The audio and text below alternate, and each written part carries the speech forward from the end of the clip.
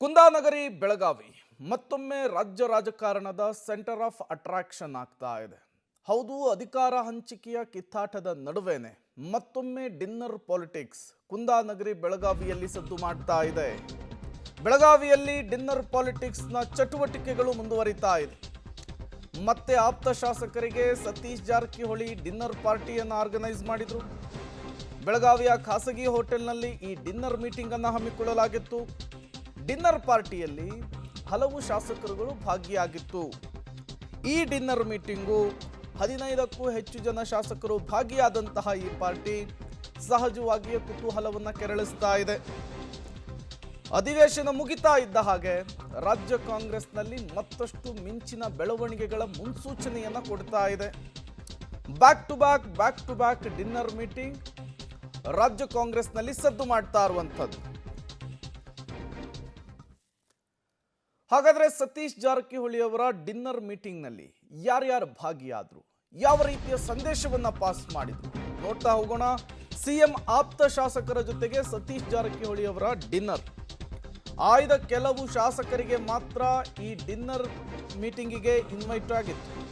CM ಪುತ್ರ ಯತೀಂದ್ರ ಸಿದ್ದರಾಮಯ್ಯನವರು ಜೊತೆಗೆ KN ರಾಜಣ್ಣ, ಗಣೇಶ್ ಹುಕ್ಕೇರಿ, BR ಪಾಟೀಲ್, ಆಸಿಫ್ ಸೇಠು, ಅದರ ಜೊತೆಗೇನೆ ವಿಶ್ವಾಸ್ ವೈದ್ಯ, ಮಹಂತೇಶ್ ಕೌಜಲಗಿ, ಚಳ್ಳಕೆರೆ ಶಾಸಕ ರಮಾನಾಥ್ ಸೇರಿ 15ಕ್ಕೂ ಹೆಚ್ಚು ಶಾಸಕರುಗಳು ಇದರಲ್ಲಿ ಭಾಗಿಯಾಗಿದ್ರು ಅನ್ನೋದು ಗೊತ್ತಾಗ್ತಾ ಇದೆ.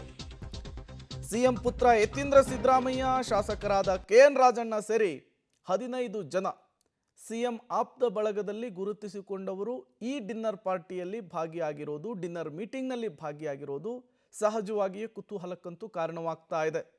ಬ್ಯಾಕ್ ಟು ಬ್ಯಾಕ್ ಯತೀಂದ್ರ ಸಿದ್ದರಾಮಯ್ಯನವರ ಸ್ಟೇಟ್ಮೆಂಟನ್ನು ನಾವು ಗಮನಿಸ್ತಾ ಇದ್ದೀವಿ.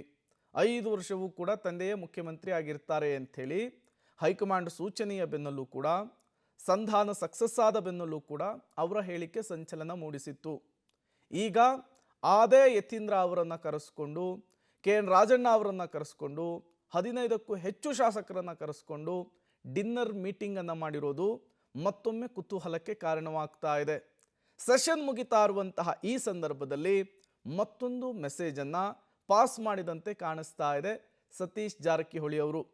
ಇದೇ ಸತೀಶ್ ಜಾರಕಿಹೊಳಿ ಅವರ ವಿಚಾರಕ್ಕೆ ಈ ಹಿಂದೆ ಯತೀಂದ್ರ ಅವರ ಸ್ಟೇಟ್ಮೆಂಟ್ ದೊಡ್ಡ ಮಟ್ಟದ ಸಂಚಲನ ಕಾರಣವಾಗಿತ್ತು. ಅಹಿಂದ ನಾಯಕತ್ವವನ್ನು ಮುಂದೆ ಸತೀಶ್ ಜಾರಕಿಹೊಳಿ ಅವರೇ ವಹಿಸ್ಕೊಬೇಕು ಅಂಥೇಳಿ ಇದೇ ಯತೀಂದ್ರ ಸಿದ್ದರಾಮಯ್ಯನವರು ಸ್ಟೇಟ್ಮೆಂಟನ್ನು ಕೊಟ್ಟಿದ್ರು.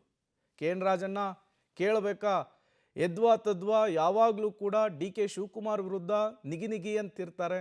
ಅವರು ಕೂಡ ಈ ಸಭೆಯಲ್ಲಿ, ಈ ಡಿನ್ನರ್ ಪಾರ್ಟಿಯಲ್ಲಿ ಭಾಗಿಯಾಗಿರೋದು ಸಹಜವಾಗಿಯೇ DK ಶಿವಕುಮಾರ್ ಬಣಕ್ಕೆ ಒಂದು ಮೆಸೇಜನ್ನು ಪಾಸ್ ಮಾಡಿದಂತೆ ಕಾಣಿಸ್ತಾ ಇದೆ.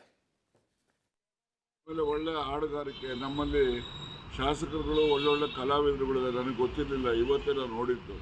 ಒಳ್ಳೆ ಹಾಡುಗಳನ್ನು ಹಾಡಿದರು. ನಮ್ಮ ಭಾಳಷ್ಟು ಜನ ಶಾಸಕರುಗಳು ಉತ್ತಮ, ಯಾವುದೇ ಒಂದು ಹೆಚ್ಚು ಪರಿಚಿತ ಇರ್ತಕ್ಕಂಥ ಕಲಾವಿದರುಗಳಿಗಿನ್ನ ಹೆಚ್ಚಿನ ಒಂದು ಕಲಾವಿದರ ಗುಣಗಳನ್ನು ಹೊಂದಿರತಕ್ಕಂಥ ನಮ್ಮಲ್ಲಿ ಶಾಸಕರು ಇದ್ದಾರೆ ಅಂತಕ್ಕಂಥದ್ದು ಈ ಒಂದು ಡಿನ್ನರ್ ಮೀಟಿಂಗಿಂದ ನಮ್ಗೆ ಗೊತ್ತಾಯಿತು.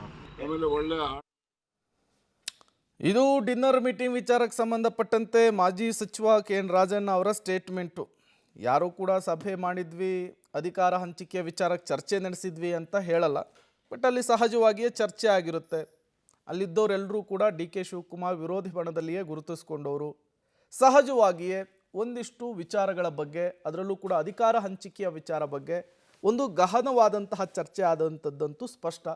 ಬಟ್ ಇದಕ್ಕೆ DK ಶಿವಕುಮಾರ್ ಬಣ ಯಾವ ರೀತಿ ತಿರುಗೇಟನ್ನು ಕೊಡುತ್ತೆ, ಈ ಎಲ್ಲ ಬೆಳವಣಿಗೆಗಳು ಮುಂದೆ ಯಾವ ರೀತಿಯ ಸ್ವರೂಪವನ್ನು ತಾಳುತ್ತೆ ಅನ್ನೋದೇ ಈಗಿರುವಂತಹ ಕುತೂಹಲದ ಪ್ರಶ್ನೆ.